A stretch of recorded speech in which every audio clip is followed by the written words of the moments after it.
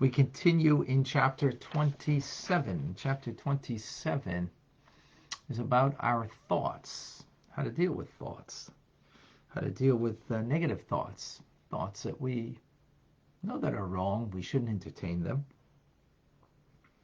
right? They may give us anxiety.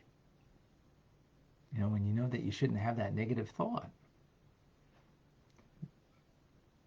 And the Alter Rebbe says, well, no, we shouldn't have anxiety. You shouldn't grieve over it that you have a negative thought not during Tanya. That's a different story. That will be in chapter 28, when you have negative thoughts when you're doing something good. But if you're just, hanging out, or you're just kind of working or eating breakfast, or whatever the case may be, and these negative thoughts come up. So if some people indulge in negative thoughts because that way, I can be the victim to what someone else did to me, and I feel, victimhood, and therefore I'm feeling negative towards that person. We're not talking about such a person who doesn't want to own their life. We're not talking about a person who does not want to take responsibility for their thoughts. That's not what Tanya is about. Such a person has not begun, has remained as a child, who is a child, and what I mean by childhood over here is that you're self-absorbed. That doesn't mean a child can't be very kind and so on, but it's coming out of a sense of self-absorption. Now that could be a good self-absorption that can produce good things, but that's childish. To be a victim, right?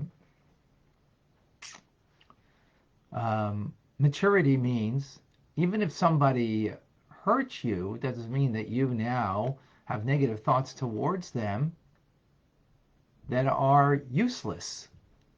Constructive thoughts on how to deal with the situation is one thing, but having negative thoughts is another thing. So that's what we're talking about over here. These negative thoughts. So a person who cares about that, recognizes that they ought not be, might naturally grieve over it. The Alter Rebbe says, don't grieve.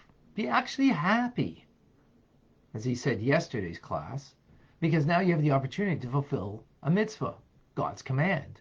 His command is, don't go after your heart's desire that your eyes lead you astray.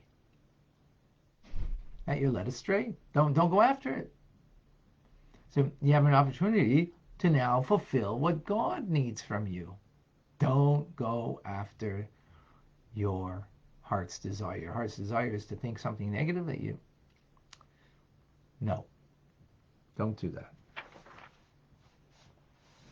Today the Alter Rebbe continues with this thought. A very short teaching. He says, on the contrary, such a person who grieves, and again, we're talking about someone who wants to own their life and wants to own their behavior, which is not merely actions and not merely speech, but even one's thoughts is also behavior. How you behave to yourself. So the individual who's grieving over this negative thought that they have, the Alter Rebbe says that's actually conceit. If you're down, you're feeling sad, you're grieving because you have a negative thought, that's actually conceit, the Alter Rebbe says. Well, why is it conceit? Because this person doesn't know their place. And they're distressed over something that they should be distressed over.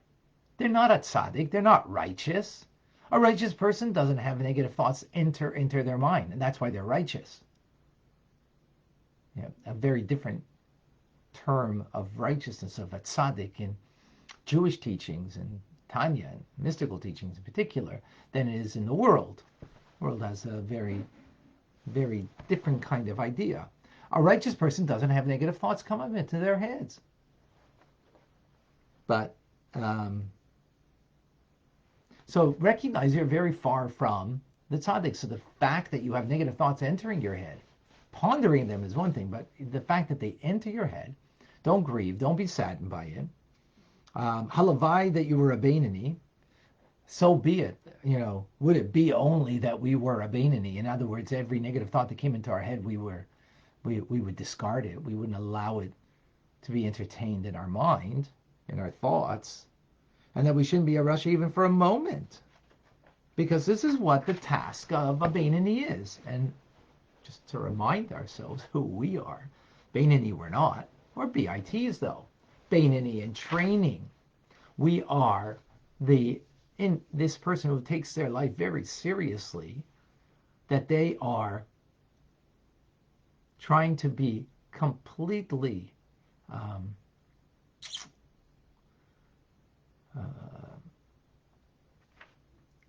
impeccable when it comes to their actions, their speech, and to cogitated, willful thought. And therefore, when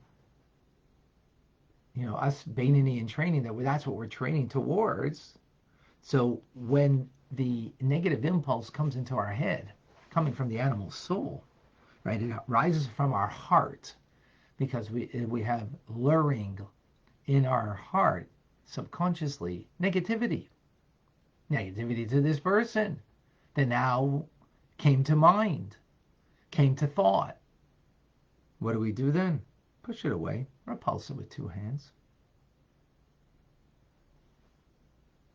As the Alter Rebbe explained in chapter 12, that the Bainani is someone who the negativity in the heart is there and rigorous in the heart, but the Bainani doesn't allow any expression of it, not in action, not in words to another, but not even in thought. Even in thought, would not accept these thoughts and would reject them outright. Why? Because they're not right. They're evil. They're negative.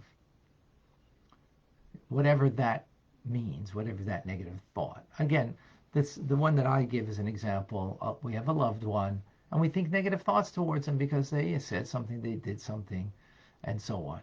So the negative thought enters our mind because they, were hurtful, or